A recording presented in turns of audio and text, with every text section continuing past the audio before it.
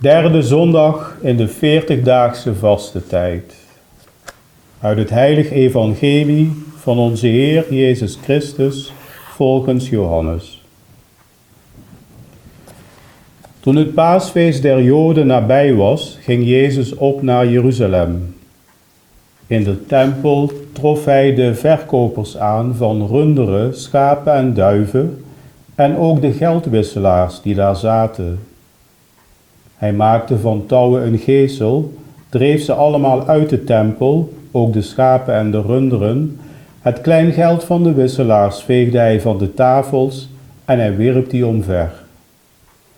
En tot de duivenhandelaars zei hij: weg met dit alles. Maakt van het huis van mijn vader geen markthal. Zijn leerlingen herinneren zich dat er geschreven staat: de ijver voor uw huis zal mij verteren. De Joden richtten zich tot hem met de woorden: wat voor teken kunt gij ons laten zien, dat gij dit doen moogt? Waarop Jezus hun antwoordde: breek deze tempel af en in 3 dagen zal ik hem doen herrijzen. Maar de Joden merkten op: 46 jaar is aan deze tempel gebouwd. Zult gij hem dan in 3 dagen doen herrijzen? Jezus echter sprak over de tempel van zijn lichaam. Toen hij dan ook verrezen was uit de doden, herinnerden zijn leerlingen zich dat hij dit gezegd had en zij geloofden in de schrift en in het woord dat Jezus gesproken had.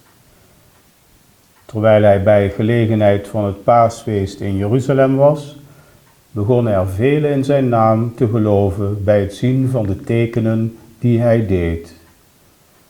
Maar Jezus van zijn kant had geen vertrouwen in hen, omdat hij hen allen kende. Hij wist wat er in de mens stak en daarom was het niet nodig dat iemand hem over de mens inlichtte. Zo spreekt de Heer. Wij danken God.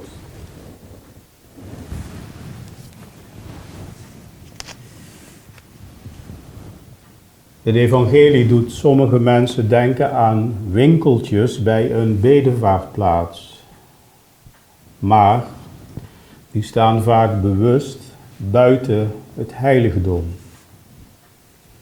Een pelgrim, ook tijdens de aardse pelgrimstocht, de levensreis, moet natuurlijk altijd behoedzaam omgaan met het kopen en verzamelen van spullen. Ook dat is een boodschap van de vastentijd. Maar is dat het enige wat dit evangelie ons vandaag vertelt, te vertellen heeft? Nee, er is meer. Want ook het lichaam zelf bijvoorbeeld is in de tempel, en we hoorden dat in de evangelische woorden van Jezus, een tempel. Een tempel waar Gods Heilige Geest in woont. Aangetekend bij het heilig doopsel, gesterkt bij een heilig vormsel en bij een ziekenzalving. Waarvoor de oliën op woensdag in de Goede Week in Roermond worden gewijd. En we herinneren ons speciaal en bijzonder vorig jaar, toen onze nu overleden bisschop Harry Smeets dat met al zijn lichamelijke en geestelijke kracht deed in de kathedraal. En mogen de eerste heilige communies in de parochies vanaf Pasen ook de voeding zijn van de ziel van het geloofsleven en niet slechts in de parochies siering. In die zin mogen wij het evangeliewoord tempel niet alleen bekijken als een gebouw, maar eerder een plek waar en waarin God de ereplek krijgt en de ereplek houdt. En ook daarvoor geldt de boodschap van Jezus met betrekking tot het consumeren.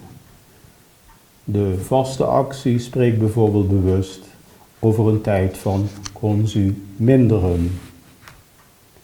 De mens, de ander, de naaste is meer dan een pion in een spel in de wereldwijde economie.